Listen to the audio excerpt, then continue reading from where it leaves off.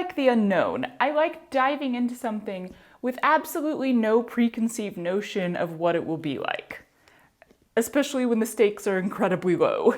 So that is what we're doing this month.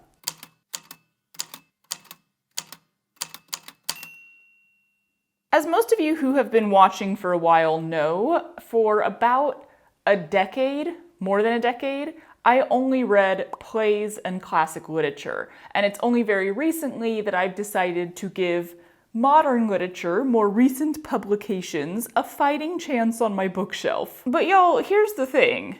Despite how many classics there are so many more modern books. More being added every day. Hundreds, if not thousands of books in any category, genre, subcategory even. So how are you supposed to know where to start if you are diving in fresh and new and uninformed even of your own preferences? Well, I started by asking you, my viewers, for your recommendations, and then I read several books based off of your top choices, which was great. I got some really good reads out of that. And I still have the spreadsheet featuring hundreds more book suggestions, but it features hundreds of book suggestions. Even that amount of narrowing it down from the broad scope of everything ever published can still be a little overwhelming. So I thought to myself, why not turn to my very good friend, randomness? I really enjoy random selection. I just think it's such a good way to try new things, to branch out, to delve into areas that maybe you normally wouldn't. So if I can apply randomness to something on some level, I'm gonna do it. In this case, I thought it would be really fun to have a random generator tell me what to read. Of course, we can't be entirely random here. We do have to balance randomness with practicality. So here is what I'm thinking. Number one, random selection of genre, or in this specific case, shelf category at Barnes & Noble. And because I do know a little bit about my personal preferences, at least a few things that I absolutely don't like, I'm gonna feed the random generator only the categories that I'm willing to pull from. Fiction, romance, science fiction, fantasy, young adult, and then I might be risky and throw mysteries and thrillers in there. But if it comes up, I might also skip it. That's such a risky category for me because, like, I'd love to read some Agatha Christie's. Why not? Those are great.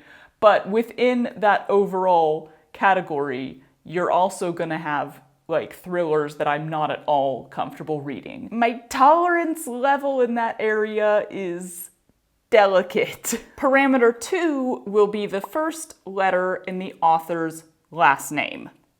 Simple enough. Parameter 3 is gonna be the main color in the book cover. My general plan was to do this for a month, to read randomly selected books for a month, which is probably the title of this video. That sounds very title-y. So I'm gonna start by getting 4 books. Let's load up the random generator. Also, in case you wanted to know what I'm working on, I'm doodling today. This one's not done, but I'll let you see it. Going black and white here. I enjoy switching off between all black and white ones and then ones with color. I really have been enjoying doodling, y'all. Ooh, this one's a little wheel. That's fun. All right, let's roll for genre. Oh, thank you. This one comes with sound effects. So book number 1 will be a romance. Ooh, book number 2 is a mystery and thriller, which means I'm gonna roll 5 times in case I wanna dump that one. I like that I can cheat at my own game because it's just my own game. Book number 3 is a romance again.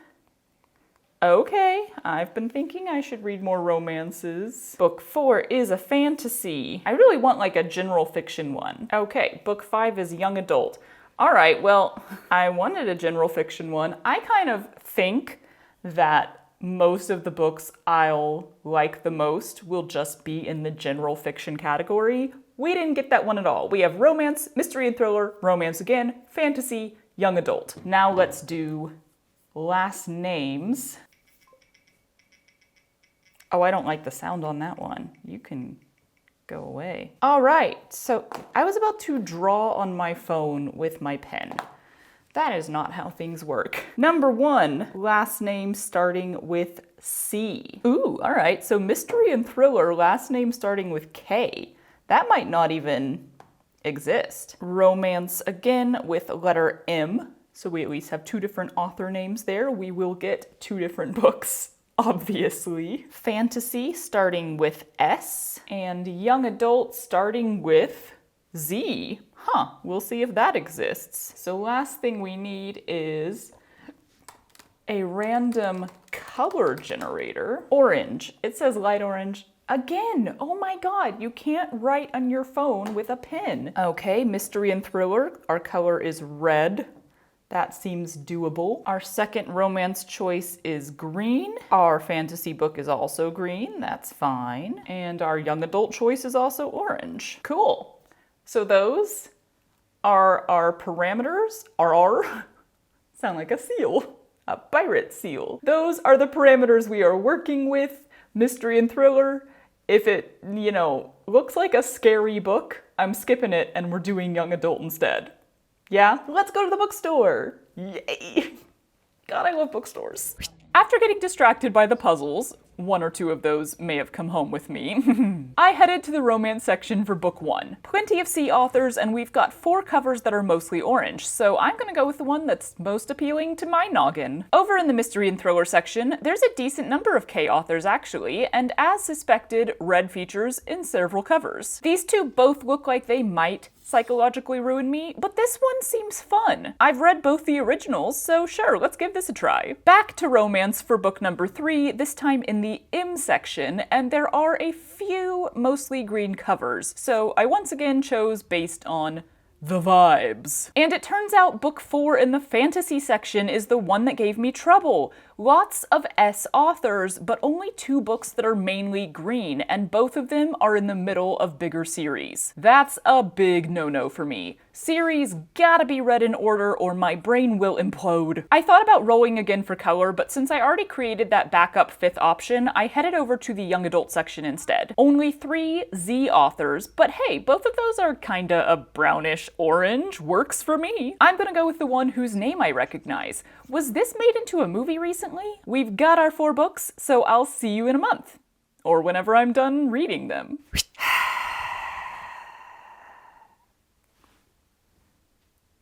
I'm psyching myself up to say negative things about books whose authors are still living. It's so much easier to publicly dislike a classic. I can just be like, yes, suck it, George Orwell, I wasn't into it. No, not Orwell. Who am I thinking of? Lord of the Flies. I did not love Lord of the Flies, and now I can't even remember who the author was. With modern books, I'm like, what if the author sees this?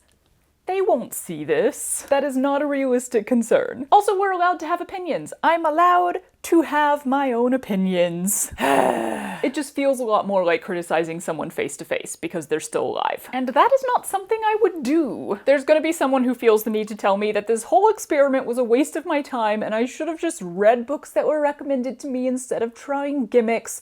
But to that I say, part of the grand adventure of discovering what you do like is discovering what you don't like.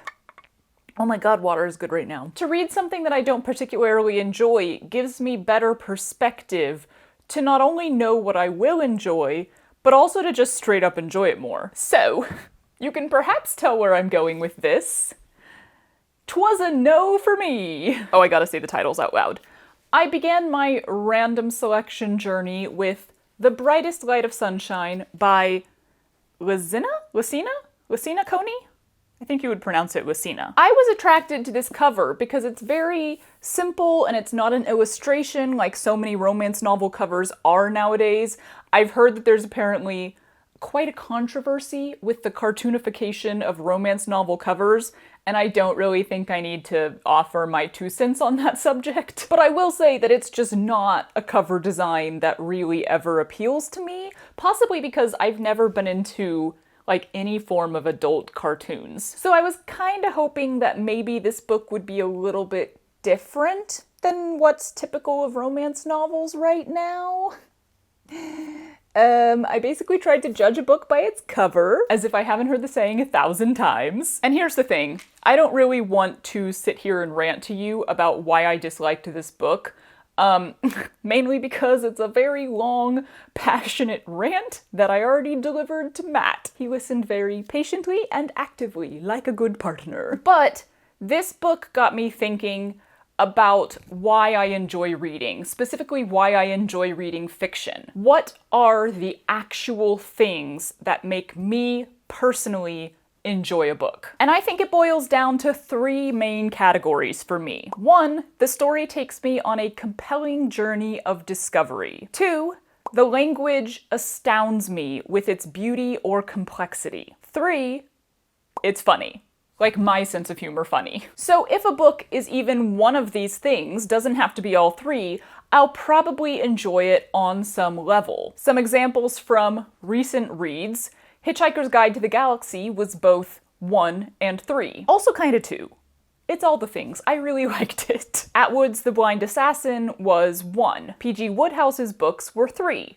Thank you to everybody who told me how to pronounce his name. 100 Years of Solitude is 1 and 2. Pride and Prejudice is 2 and 3. Yeah, hot take, I don't actually think that Pride and Prejudice is a super compelling story. I just think it's very, very well written. On the flip side, if a book is none of these 3 things, safe to say I won't enjoy it. And that's not to say that it's necessarily a bad book. Like, again, I have my own specific style of humor. It's noticeably British, making me constantly question my origins. A different person may find a book funny that I didn't really find funny at all, and that's fine. That doesn't mean it's a bad book. I might find a story compelling that somebody else finds slow and dry, while someone else may find a story compelling that I find incredibly predictable. We all have different tastes, which is great. A world in which everyone likes the same things is a horribly sad and boring world. This turned into a massive disclaimer again. I seriously cannot give negative opinions on somebody else's work without first issuing so many disclaimers. So I did not enjoy this book because I did not find it funny. I did not find the language beautiful or astounding or complex, or quite frankly, even grammatically correct at times. And I did not get to go on a compelling journey of discovery because it was written as though the assumption was that I wouldn't be paying attention. Like, you know how some TV shows are being written to be second screens nowadays? As in, TV executives, knowing that a large number of their viewers will be on their phones while this show plays in the background, are asking that shows be written with that in mind. Basically, dumbing down the plot and repeating information constantly to remind a viewer who wasn't paying attention to what's going on and has no memory retention for the plot. Yeah, this book did the same thing. And as someone who was paying attention and remembering the details I'd been told, I was flabbergasted by how often the author directly contradicted herself. Anyway, I don't think I should speak any further about this one because I don't have anything positive to say. Which pains me. I don't like being a hater, as the kids say. This book has now become my first DNF.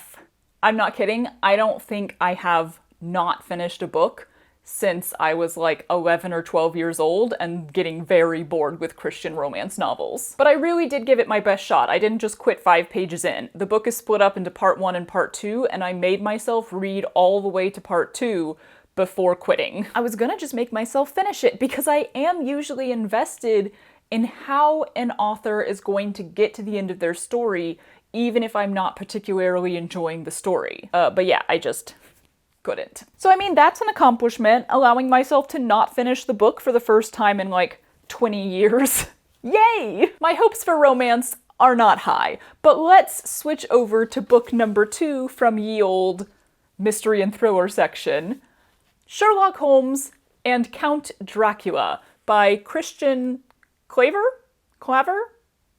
I'm gonna go with Claver. I thought this would maybe be fun as someone who has read and enjoyed both of the original inspiration works. In fact, the entire collection of Sherlock Holmes was one of the big leather-bound books that my dad kept on the highest shelf of the living room when I was a kid, and therefore one of the first classics that I read when I was in like junior high, I think. I loved Sherlock Holmes. It was a great introduction to classic literature, and probably one of the big reasons that I continued to delve into that category for the next 15 plus years. So this one is still a no for me as far as my very simple review system goes.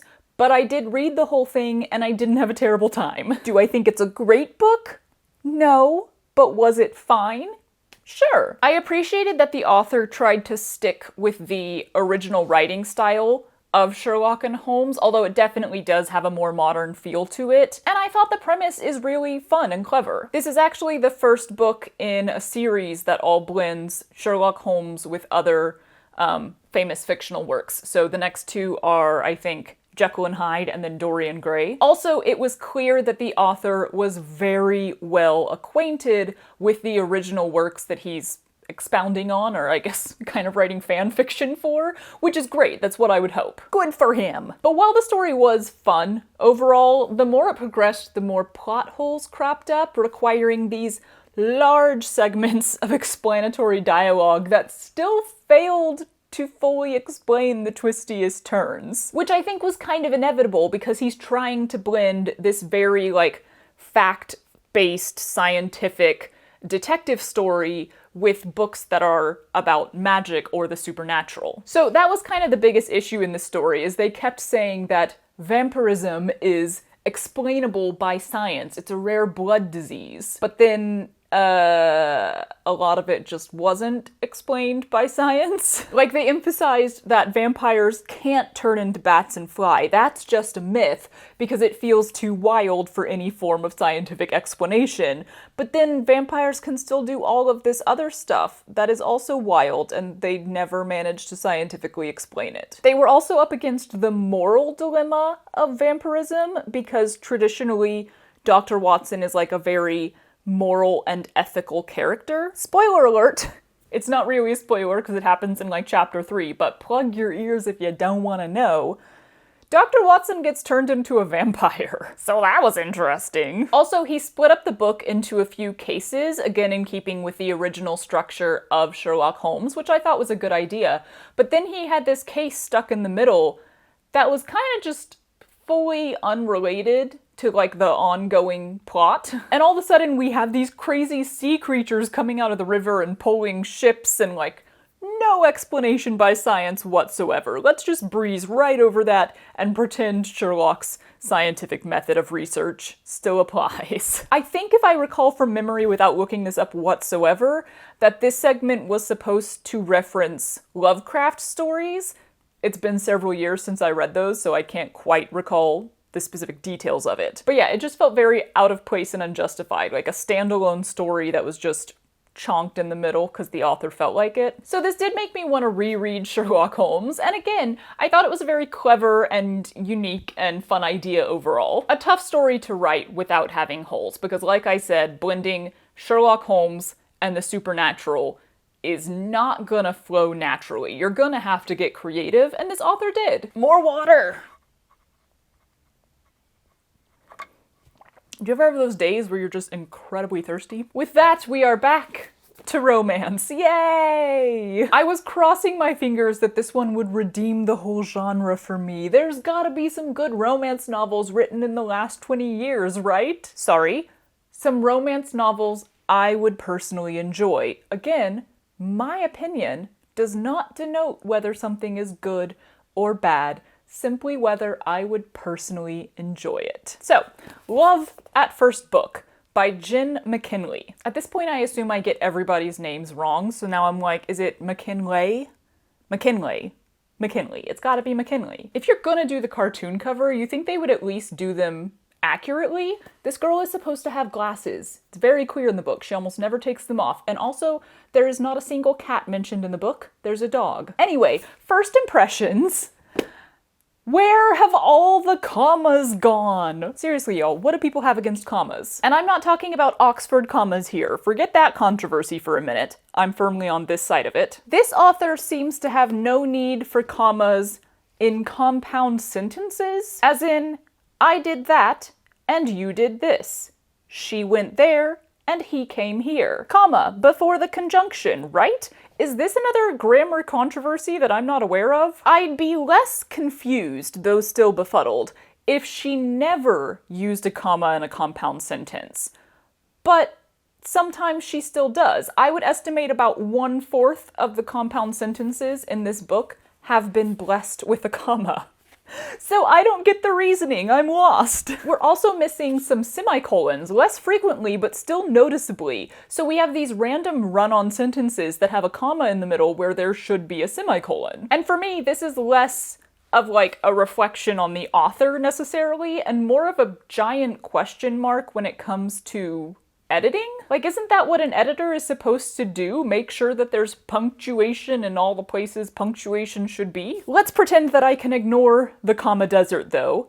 This author's writing was really pleasant to read. There were not the same hang-ups in her style that made me DNF this one, so I wasn't constantly pulled out of the story by the writing itself or by the feeling of the author looming over my shoulder. I was mostly pulled out by the lack of commas, but also by these random exclamations often tacked onto the end of sentences or paragraphs, like, OMG, wow, ugh, yum, how cool is that? Which just really jars my brain in a first-person book, because if you just told us in lovely words how delicious the scone looked, do you really need to follow it up with yum? We know yum, you just told us yum, more eloquently. Or the character would talk about these very deep and sad emotions and then punctuate her thought with ugh. And I'm like, oh,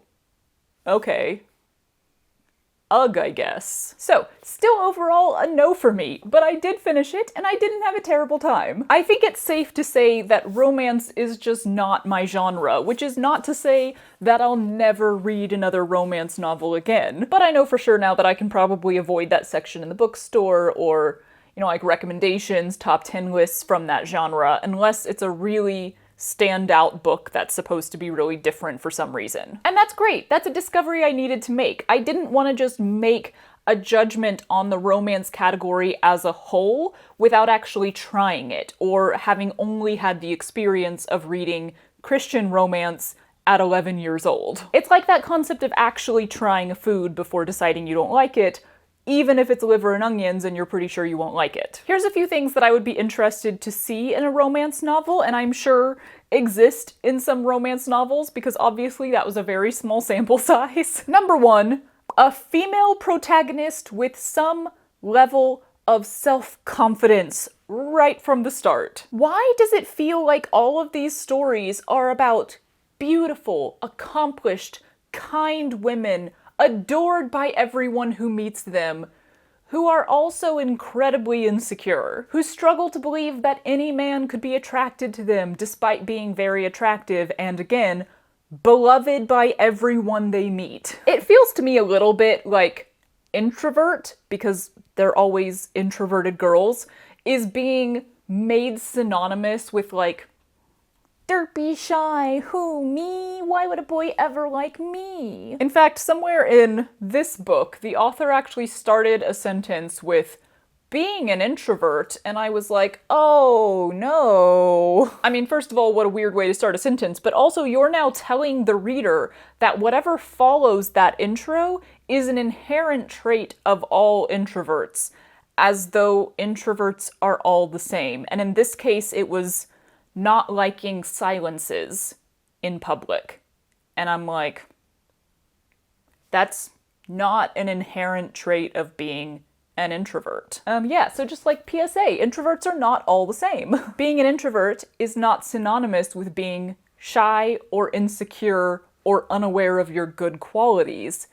Introverts can be confident. Also, this is kind of a separate but related thing. The main characters are always so perfect. Like, they always only have these little flaws that can be resolved quickly in the book, and everyone always loves them upon meeting.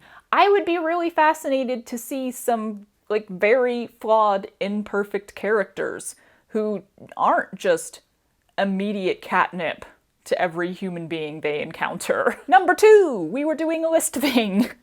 Characters who aren't hot. Is that asking too much? Have I gone too far? Is the very basis of the romance genre the expectation that the two leads who fall in love with each other will be hot as crap. You know, a lot of human beings are attractive not because of how they look, but because of who they are, or at the very least because of the package of their personality with their appearance. It's more interesting to me to see someone become attracted to another person as they get to know them, instead of laying eyes on them for the first time and immediately labeling them extremely hot, which is what happened in both of these books. I'm just like, what if the girl saw the guy for the first time and was like, meh, he's a little nerdy, kinda short for me, not at all toned, this guy has never been to the gym, terrible sense of style, and like his hair's okay, but he could really trim that beard. And then she falls in love with him. That's just a more interesting story to me than the hubba hubba hubba to snogging pipeline. And finally, number 3, because I gotta wrap up this bit. I would love to see a male character, like the male love interest, presented without a safety female. Do y'all know what I mean? This is something people have pointed out about Hallmark movies too. The man is almost always given a woman in his life, a sister, a mother, a grandmother, a daughter, commonly a daughter, who he treats well, as though to signal to the audience, this dude's okay. Even if he's a little bit grouchy, or he seems like a bad boy, we can still emotionally invest in him, and we can root for the girl to get him because he treats his mother, daughter, sister, grandmother well. Seriously, 4-year-old sister, mom. I mean, look, I completely get why this trope exists, especially in movies where you don't have a lot of time to get us from point A to point B and have us invest in the characters. It's basically a code for the female audience, and like, it works. But I would just love to see an author make it clear in the story that the male love interest is a good guy or a decent human being without that, you know? Like, is it a little bit of a crutch? Could removing it make the character or the story more interesting, even if it's harder to write? So yeah, I shan't be randomly selecting books from the romance genre again, but if you're hearing all this and you're like, oh damn, do I ever have a romance novel that you would love, lay it on me. I'm not throwing in the towel on romance altogether. Finally, we have our last random pick, The Book Thief by Marcus Zusak. Zusak? Literally every time. Names are so hard, y'all. I was excited for this one. I had hopes that this would be the one yes out of this stack. And I was correct. Hardcore yes, this book was incredible. I mean, first of all, it's narrated by Death, and Death is tired, which is just such an amazing choice. Zusak is a master of these unexpected descriptions, using words that you never would have thought to put on something, whether it's the sky or a facial expression or an emotion, and yet when you read it the way he wrote it, it suddenly does make sense and it makes you rethink how you're picturing something in your mind and have to be more creative in your imagination, and yet it all makes sense and you're like, oh yeah, that actually was the perfect word, even though I never would have thought to use that word. He also just tells you things that are gonna happen. He tells you the end, because the end isn't that important. You already know the end, he says. It's the journey there that matters, which I freaking love. In fact, there was a brief section that just got me on this topic. I have to read it to you. I have given you 2 events in advance because I don't have much interest in building mystery. Mystery bores me, it chores me. I know what happens, and so do you. It's the machinations that wheel us there that aggravate, perplex, interest, and astound me. There are many things to think of. There is much story. I love this concept because it's so incredibly true. We usually know what the end of a story will be like, with not that many exceptions, because storytelling is full of tropes and expectations, and life is honestly kind of the same way. So it's like, why put all of this effort into trying to conceal the ending? It doesn't matter how a story ends if the story is told well, because you're not there for the ending, you are there for the story. Highly recommend this one if you haven't already read it. It was made into a movie, but like, read the book. His writing style and technique is magical. The way the book is structured is fabulous.